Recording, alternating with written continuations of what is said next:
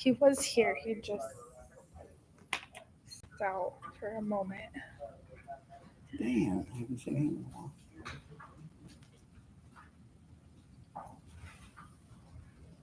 Yeah, but call him in.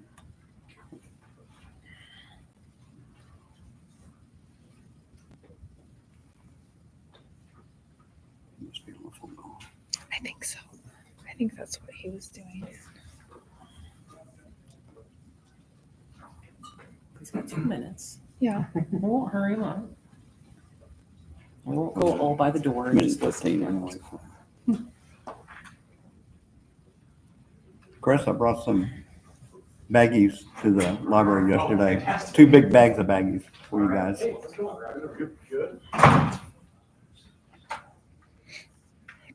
You got 55 seconds. What's that little tablet that you got? The notepad. We need What to is talk. that? The Amazon Kindle Scribe. Okay. Yeah. Okay. It's a knockoff of what Carrie has. Gotcha. It's like half. Do you like it? Yeah. Do you? Yeah. Can it do more than this? You can also read Kindle books. Okay. Maybe worth it. Yeah. I No. was thinking about that one. Just my normal MO is just trying to remember everything, but I don't think that's going to be possible. Makes it a lot easier to, like, when the packet comes out, now when it's read out, Yeah. send it. I have this. Hmm. I keep them all, I can keep all those documents organized, and mark up on PDFs or something.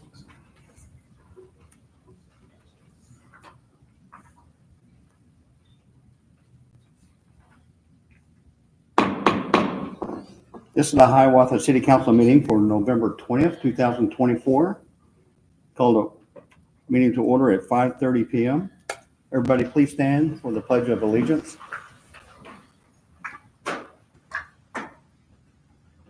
I pledge allegiance to the flag of the United States of America and to the republic for which it stands, one nation, under God, indivisible, with liberty and justice for all. Thanks, everybody. Roll call, please. Ben Fiddler. Here. Amy Wickendall. Here. Rob Archibald. Here. Jeff Cater. Here. Joe Weigel. Need a motion to approve the agenda. So moved. Second. And a first and a second. All in favor signify by saying aye. Aye. Opposed, same. Number 5, approval of the consent agenda. So Need a moved. motion to approve. Second. All in favor signify by aye. Aye. Opposed, same.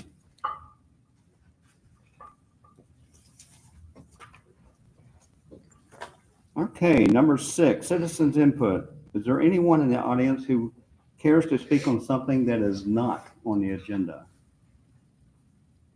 Anybody on the phone? No. Okay. All right, number 7, report from council members or, well, the city manager's not here, or the mayor. Anybody have anything the last couple of weeks? A lot of holiday lights going up around town. Mm. It's good to see that. It is. A lot of interest on the Facebook page also for Parks and Rec for the Reindeer Run and the Christmas Parade coming up. We had the Parks and Rec board meeting last week, and some of those same things, but as well as we'll hear more today about the splash pad items. And talked about that at length and the design things that they looked at, which was interesting and helpful. Good. Amongst lots of other things. Anybody else? Oh, one last thing. It was Go good to ahead. see in the police report that we had a new officer graduate from the academy. So good to have him out and getting trained up and getting up to full strength. So, and he won an award. That's awesome. And if I can add, he was exposed to the taser at our monthly training this morning. He did not enjoy it. I can't imagine why anybody would. I had coffee talk with the mayor Thursday and everything went well. Also talked to a small Hiawatha business owner who's looking for another place, a larger place, store his vehicle and also to clean his trash. He has a paw control outfit here, wildlife control for people who have problems with bats, raccoons, other vermin. He's the guy to call. Local, very nice guy, been in business for about 6-7 years now, and he's expanding, so he's looking to probably hire and train another wildlife guy. His background's in biology, so that went well. So We had a library board meeting last week too, and I know Chris is gonna talk a little bit, so I'm not gonna share a lot, but, one thing that came up was accreditation, and that was pushed back another year, I think because of staffing issues. Not State here, library. but state library, yeah. So, but Chris will share a lot of good information on the library. And also last Wednesday, we had a work session for the capital improvement plan, the initial meeting for that, and it went well. So we look forward to all the department heads to get their budgets ready and to turn in so we can get started on that. Anybody else have anything else? Okay, moving right along. Presentation, library annual report, library director Chris Stoner. Please step forward.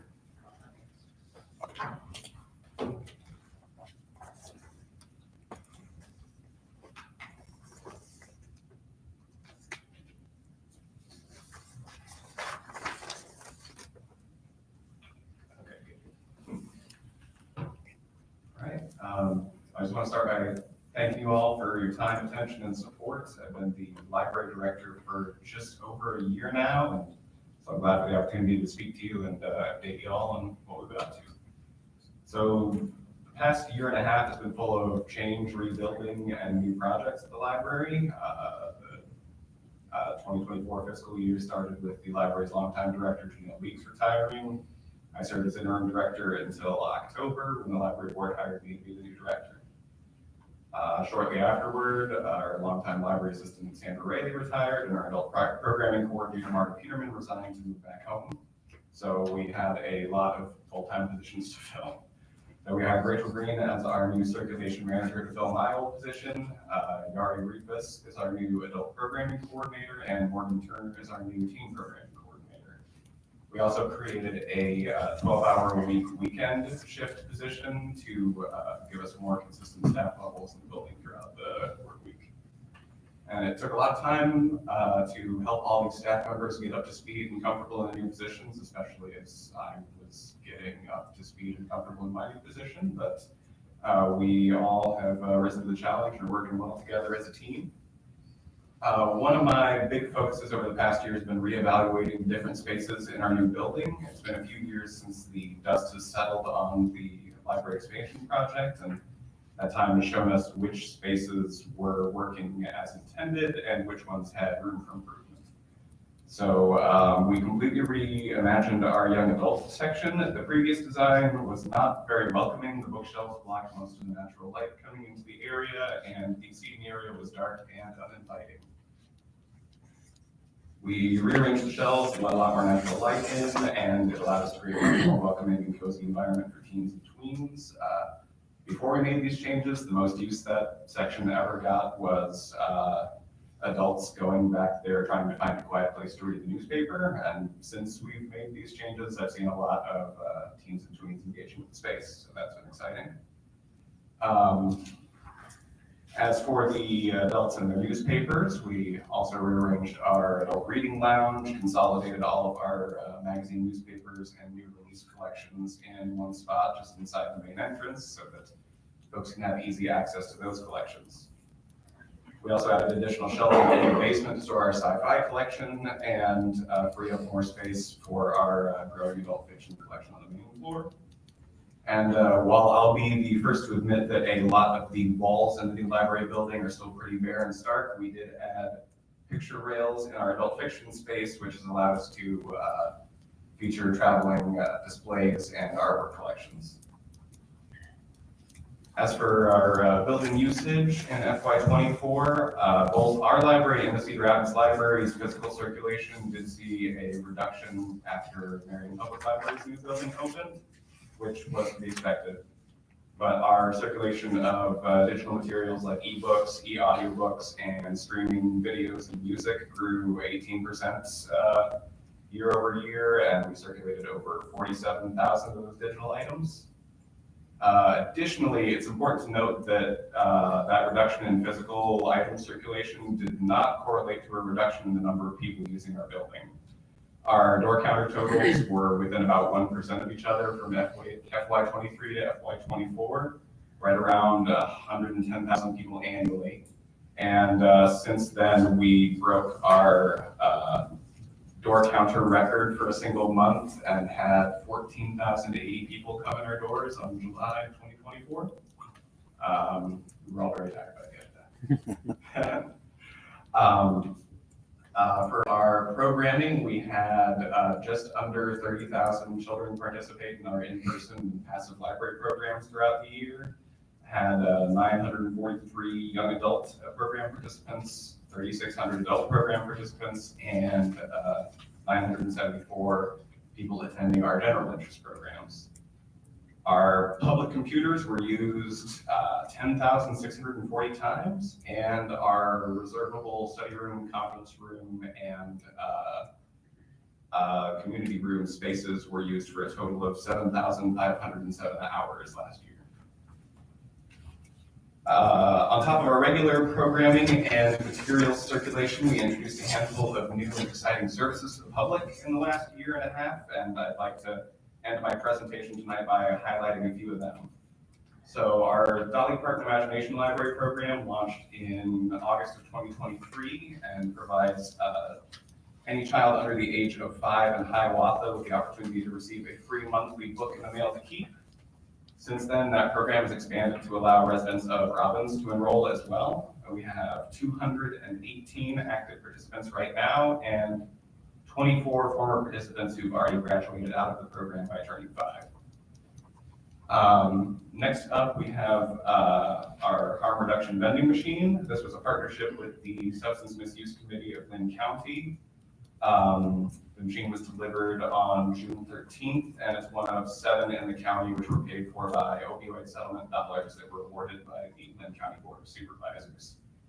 The 7 locations for these machines were chosen by the subcommittee because the locations were not stigmatizing or trauma-inducing for the public to access. As community hubs and gathering places, our library and the Marion Public Library were determined to be great fits for their project. The machine contains naloxone shark containers, hygiene kits, wound care kits, condoms, and tampons. And the items stacked in the machines were selected by the committee to help decrease overdose deaths, wound infections, HIV, and this one was news to me, the rising number of syphilis cases in Lynn County, up from 70 cases in 2011 to 943 in 2024. On to happier news. Our food pantry project. In March, we met with representatives from HACAP and Prairie Woods Franciscan Spirituality Center to work on ideas for how to address food insecurity in the Hiawatha community. We became a HACAP program partner agency, and Prairie Woods offered us fresh produce from their gardens twice weekly during the growing season. The Iowa DNR awarded us a grant to pay for the shelving and cold storage units, and we launched the pantry on July 16th this year. Since then, we've established food rescue partnerships with the Hy-Vee Drug on Boyson Road and the Otter Creek Convenience Store in Robbins, picking up their nearly expired bread and refrigerated products weekly. In 4 months, we've given out over 26,000 pounds of food with over 2,000 recorded pantry visits.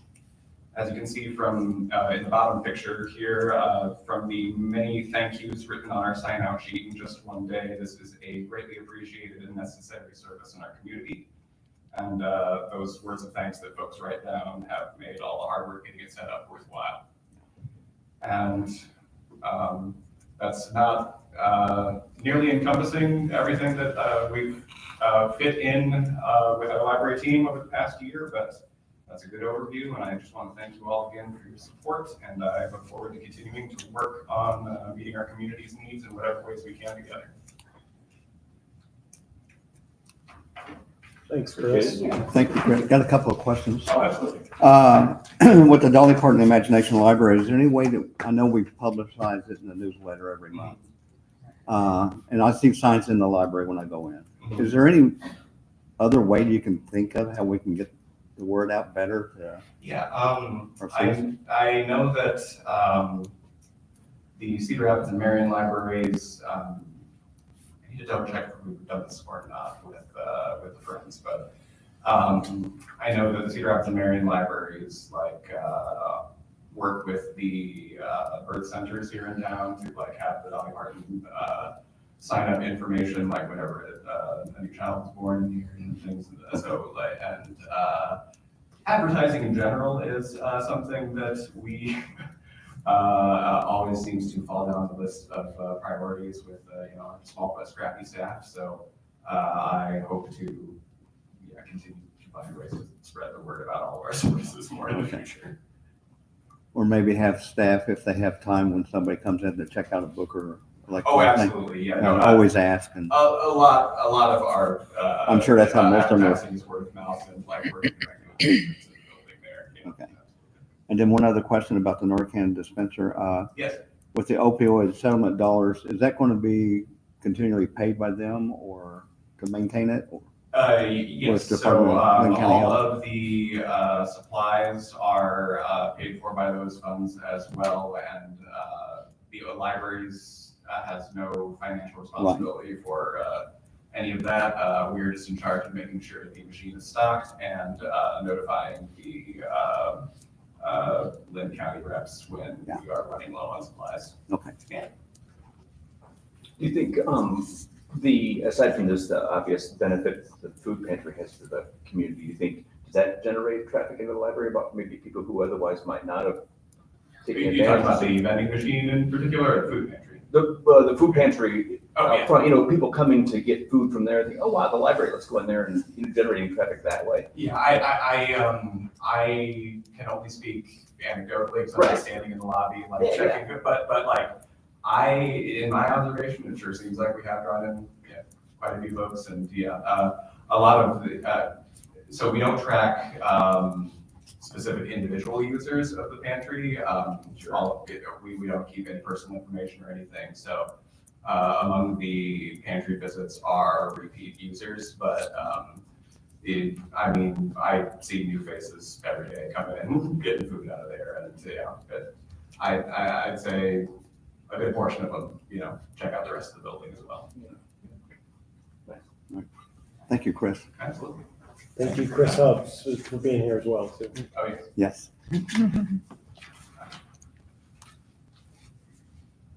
All right, number 9, consider resolution approving fiscal year 24 annual financial report. Need a motion to approve the resolution? So moved. Second.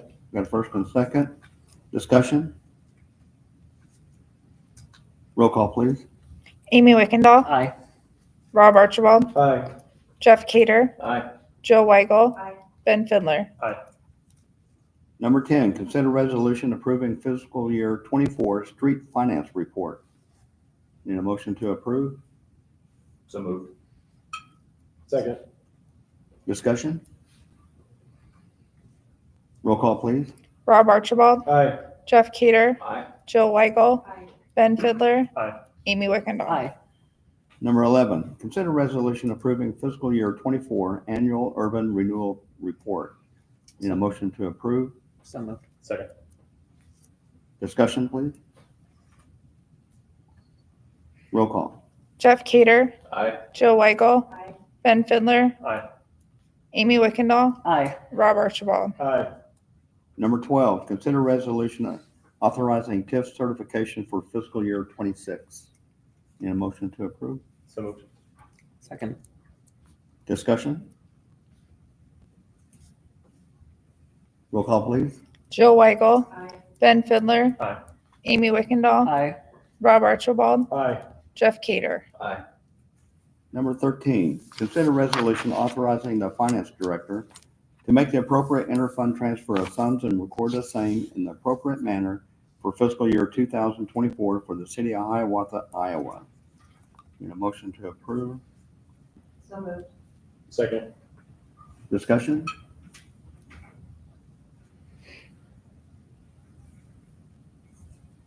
Roll call, please. Ben Fidler. Aye. Amy Wickendall, Aye. Rob Archibald, Aye. Jeff Cader, Aye. Jill Weigel. Aye. Number 14, consider resolution authorizing the fire department to proceed with the purchase of a new pumper fire truck. Need a motion to approve? So moved. Second. Discussion. You gonna get that lead time down to 30 months? I wish, it's better than it was. I know, yeah. Yeah, no, they're still backed up due to COVID and EPA changes coming down on lawnmowers, so they might come down a little bit, but they're pretty solid with that time frame, so it's like. And it's my understanding that this will lock in the price and then any advances in technology will be automatically included with no additional charge? Is that No, it gives us option to take, this was locks in our current price, what we have, if there's any changes that come across, doing the not to exceed contract, give us a little bit of buffer. So like example, a new light comes out or anything, we wanna upgrade, lighting packages, we're able to take that without opening the contract back up. Okay, If we open the So not contract to back up, that opens everything back up. Okay. So it gives us a little wiggle room to take advantage, if anything comes up in the next couple of years, without opening everything back up. okay. Anybody else? Any update on the engine of 284 and getting that repaired? So yeah, so we are moved, we tried to repair it, several times, that was not successful. Right now, we are in the process of getting prices, and we are waiting for one company to get back, give a good solid price, what we're looking at to move forward. But we are moving forward with, most likely replacing the block on 284, which is that coolant leak. At that point, once we see what that is, we will make the appropriate changes for CIP for replacing 284. So if we need to push that back a year or two, the CIP to capture those funds, we will do that. But I don't have any certain quantity or price or anything at this point or who we're gonna go with. Hopefully that will wrap up here before Thanksgiving. We've been playing phone tag with a couple local vendors here this week, so. And this new pumper, the water capabilities is going from 750 gallons to 1,000 gallons, correct? And still stay a single axle? Yeah, so it's the last one we purchased was 750 gallons of water. And we got up to 1,000. The one, if we replace by age, we'll actually replace the one's 1,500 gallons a minute, but that's because it's got tanker capabilities. We're taking that tanker capabilities out, so you don't use them very often. That's why we bumped up the water. But the 1,000 gallons of water increases the water that we can still stay on a single engine or single axle engine, if that makes sense, or single engine, single axle pumper. But it gives us that extra water for areas you don't have hydrants in or lower quantity hydrants, trailer parks, interstates, that kind of stuff. It still gives us that capability with staying a little bit smaller truck and not having to rely on a tanker capability that we don't use. Right, and less maintenance with single axle versus a dual axle rear end, so Correct. Easier to drive. four more tires and, Yep, exactly. okay. Just real fast, back to the engine. Is there, talking with the manufacturer and the distributor, is this an issue they've had before, or is this kind of a one-off, or? You're talking 284s? Yeah, 284s. So we haven't really got a sure answer. Probably what they're saying is it was probably casting error in the manufacturer. But again, it's a 2009 motor, so we can't really tell. We've had problems with that motor for a long time. So we really can't tell what it was. I do know that we're not the only ones in that area. Time frame has replaced engines. Marion's replaced 2 engines in 2 of their vehicles. I know Cedar Rapids had replaced at least 1 engine in one of theirs. So I don't know if it's just manufacturing, or I couldn't tell you Okay, for sure. sounds good. Thank you. Okay. Roll call, please. Amy Wickendall, Aye. Rob Archibald, Aye. Jeff Cader, Aye. Jill Weigel, Aye. Ben Fidler. Number 15, consider resolution approving a splash pad vendor for the Tucker Park splash pad reconstruction project. Need a motion to approve? So moved. Second. Discussion? I can speak a little bit about the work they've done on it. A lot a lot of work on design. There were, 4 vendors total, I think, 3 of whom submitted, that we asked for proposals, 3 of whom submitted proposals. We're going with the same vendor that has worked on our other splash pads. I don't know if you want to call it apparatus, I don't know what the word is, the things that are on top of that can be moved from one pad to other, so if we decide at some point to switch.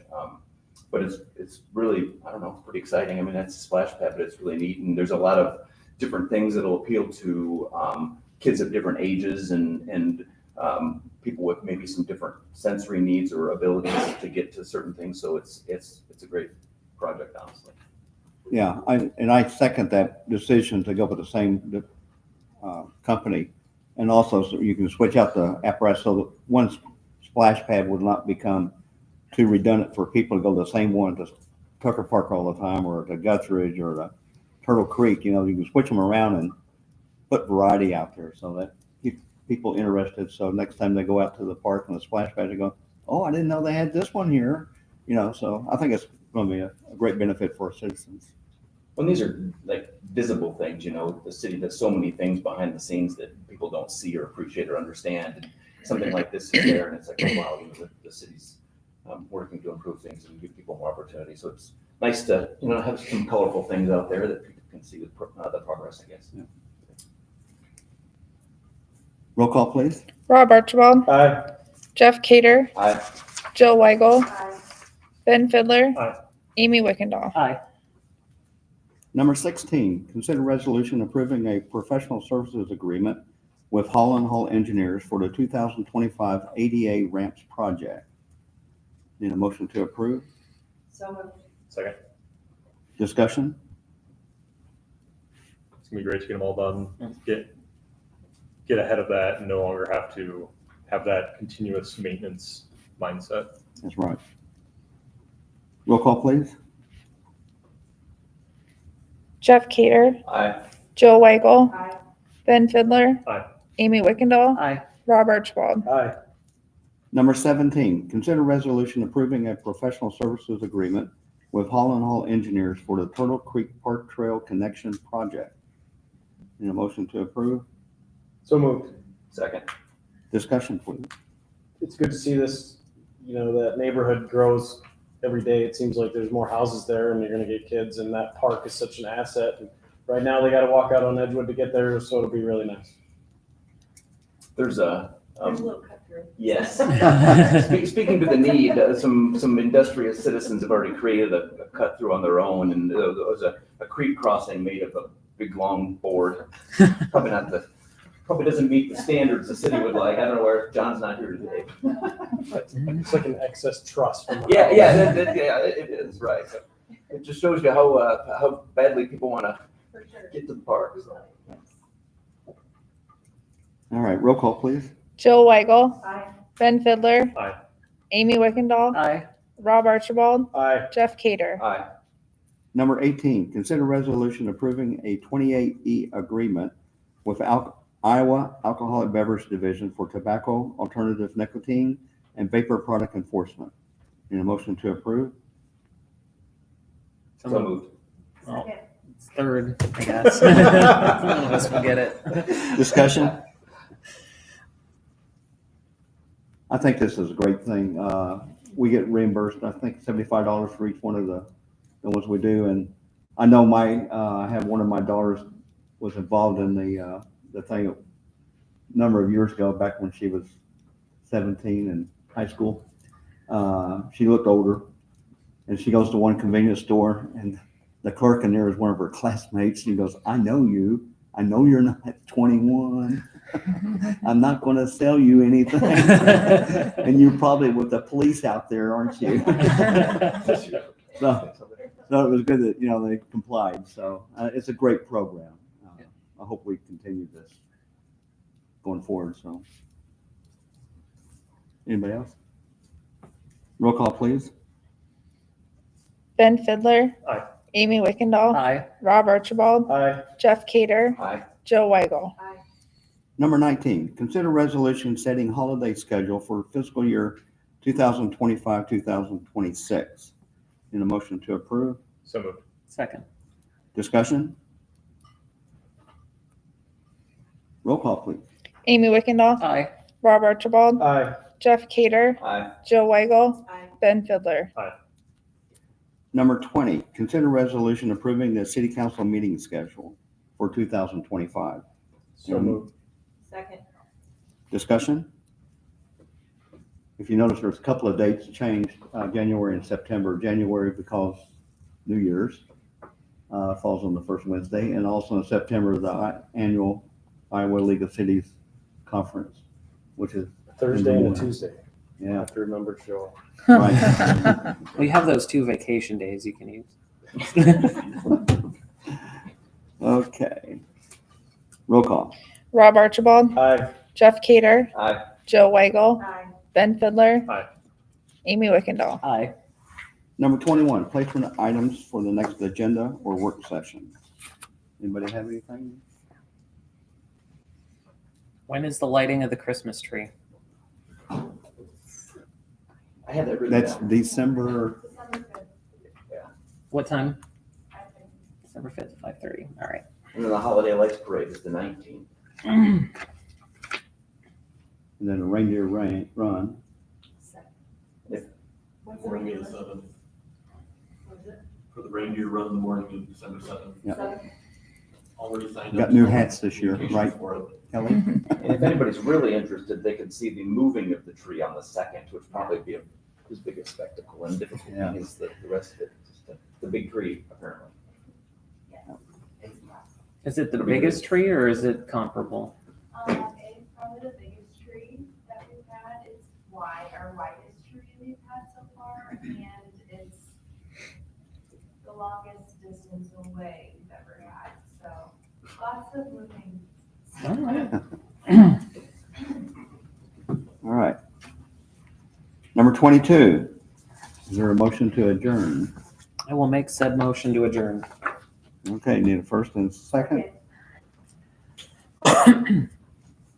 All in favor signify by aye. Aye. Opposed, same. Meeting is adjourned at 6 p.m. Thank you, everybody. But that clock says 7.